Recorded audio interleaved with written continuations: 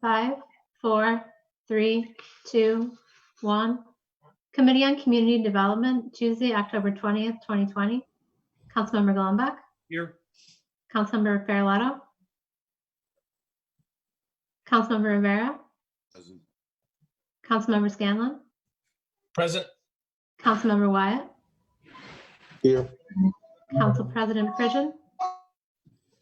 Here. Councilmember Bowman. Present. Councilmember Nowakowski. Present. Councilmember Wingo. Present. Quorum is present. Okay, from the top, please. Item number 1, abandonment and sale of portion of land beneath Buffalo River. Motion to send without recommendation. Motion is to send without recommendation, seconded by Mr. Scanlon.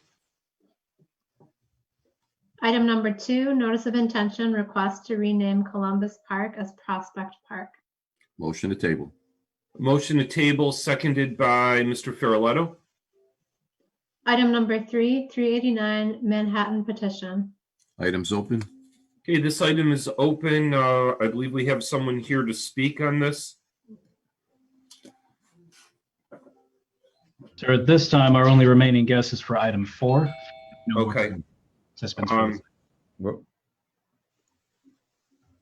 Mr. Chair. Yes, Mr. Wingo. Thank you, Mr. Chair. Table. This is an item that, that both University and Maston share interest in, because the way the property is situated, they have to go through Maston in order to gain access to this property if the building should be built there. So the residents of Maston will be most impacted as far as the construction is concerned.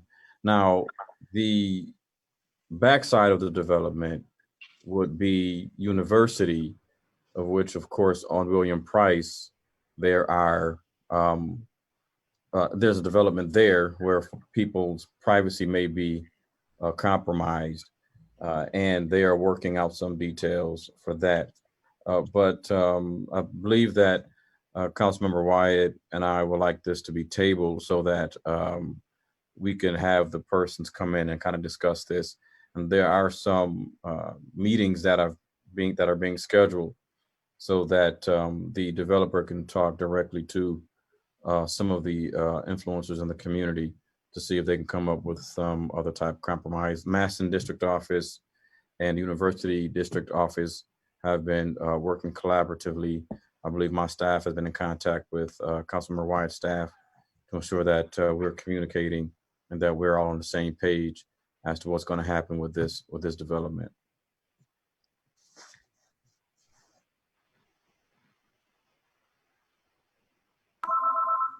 Okay. Hello. Okay, we can take a motion to table then. Motion to table. I believe Councilmember Wyatt was trying to. Rivera, seconded by Mr. Wingo. Mr. Chair, I believe Mr. Wyatt was trying to say something. Oh, okay, sorry. Wyatt? Yeah, I'm okay with that, Councilmember Wingo. We will work with you. Just want to be clear that some of the folks that I met with were not interested in having any further meetings with the developer, and I communicated that with him. So, but if you want to do something where people who are interested in hearing, that's fine. But the ones that I met with weren't interested, but I'm definitely willing to continue to work with you and try to coordinate something if the community is interested. Thank you. Okay, thank you. Motion stands. Item number 4, Old First Ward Playground petitions. Items open. Okay, this item is open. We have Ms. Skinner here to speak. Welcome to council. Hi, thank you. My name is Jacqueline Skinner. I'm a community member here in the Old First Ward. I just want to touch really quickly in the 90s.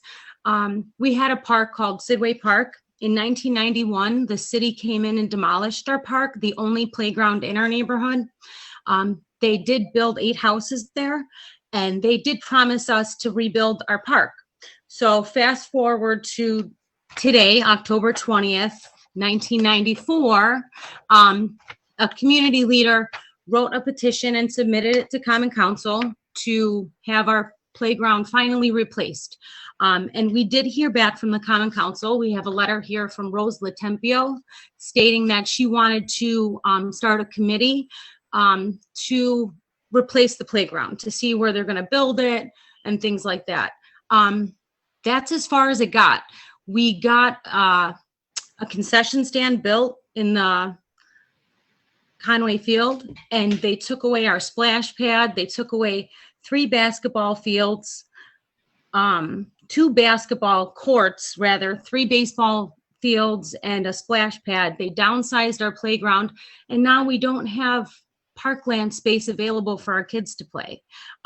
Since all that's happened, I've come across a law called parkland alienation. It's actually illegal for a municipality to knock down or demolish a playground without rebuilding it. I do have a letter from Rose Latempio in '95 promising us to rebuild the playground. It just was never done. You've muted yourself.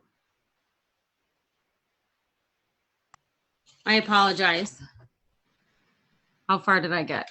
Rose Latempio, 1995. Yes, so she sent us a letter back saying that she wanted to start a committee to try to figure out a place in our neighborhood to put the replacement park. Since then, a senior home was built on there. Some more affordable housing was built on those parks. And we don't have parkland space available for our children to play. And that's still to this day. Now, I did find a law called parkland alienation that's actually illegal for a city to knock down or demolish a playground without rebuilding it. And I want to stress the importance of, it was always a plan to rebuild the playground that was demolished. It just was never done. And I think our parents, we got older as kids, and then issues changed and they just forgot about it. So I started a new petition in the beginning of last year to build momentum back, to rebuild the playground. And since then I've come across this law. So I just wanted to bring it to your attention. Okay, thank you. Mr. Nowakowski, did you? Yes, I just want to start off, Jacqueline did a really good job, and she lays it out really well, that this basically, back in the 90s, there was a plan to replace this, but for whatever planning reasons or whatever happened, they built the houses, they utilized the other parcels, they just never came back to put the park parcel. I mean, that's what I think. I mean, I think that they did 70% of what they thought they were going to do, but never came to finish the park. And as an urban planner, I love that she discovered that law. And I really believe that that law is used to basically say, well, what do we do with our green spaces? If you redact a green space, how do you replace a green space?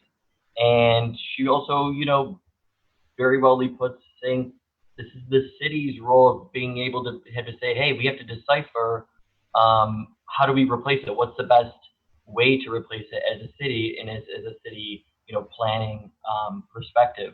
I know that the law department is doing the research, but I don't know if Karen's on the line. I don't know if there's a timeline, if she can give us back of, if she could render us a decision or render us a pathway forward, because I do know, I know that Jacqueline's gonna bring back this green space and is willing to use other avenues to get it done. If we don't want frankly, we don't want bureaucracy to halt this.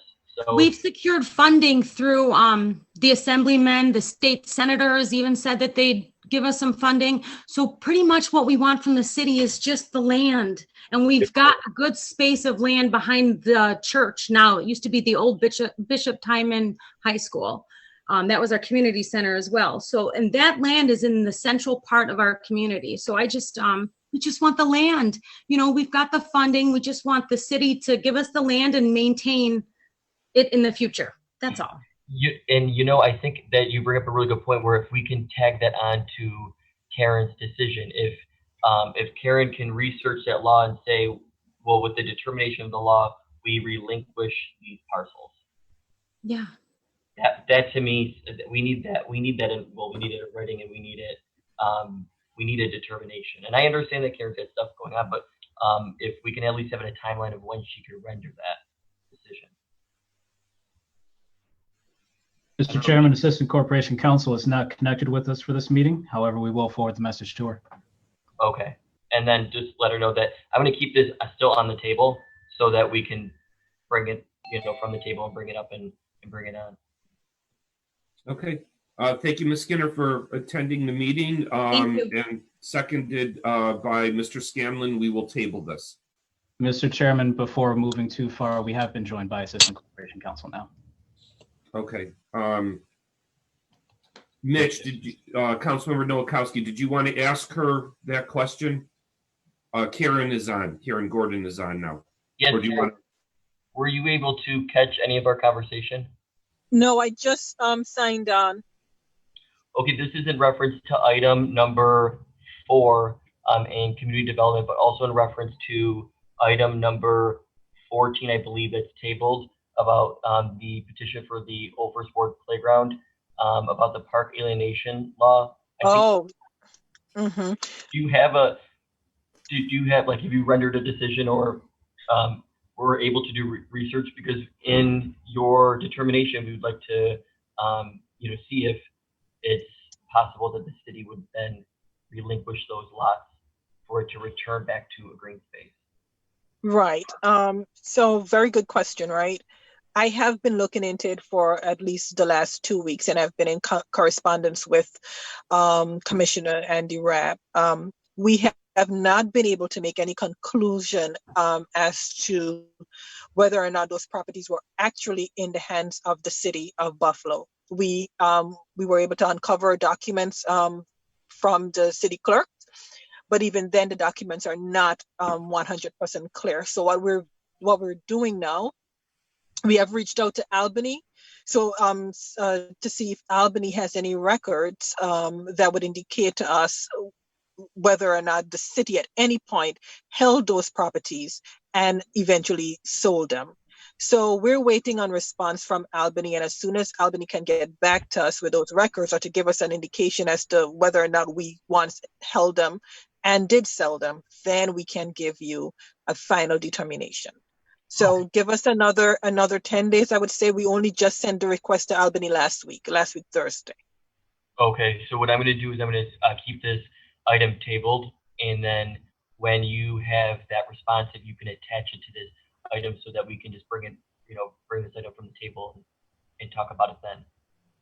Yes, certainly. Thank you. Thank you, Karen. Okay, motion stands to be tabled, seconded by Mr. Wyatt.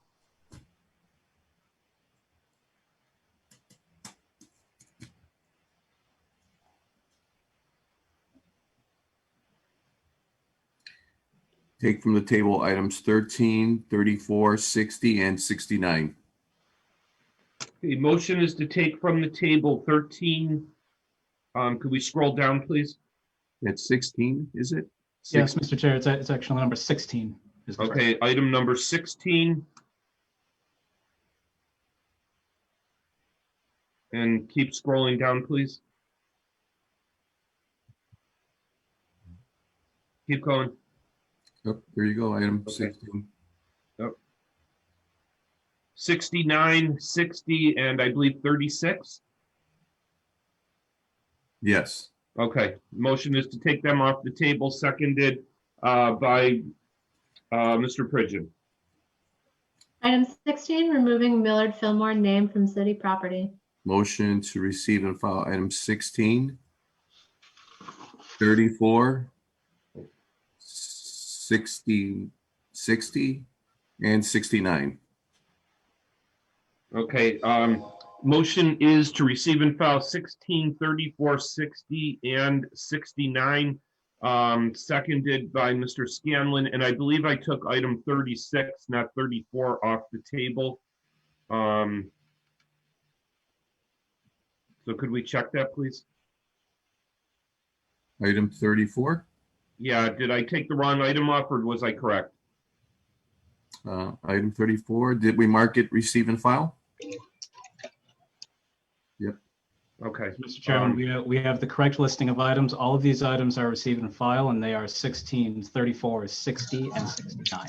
Okay. All right, motion stands, and I think that's it. Colleagues, motion to adjourn, Motion to adjourn. second.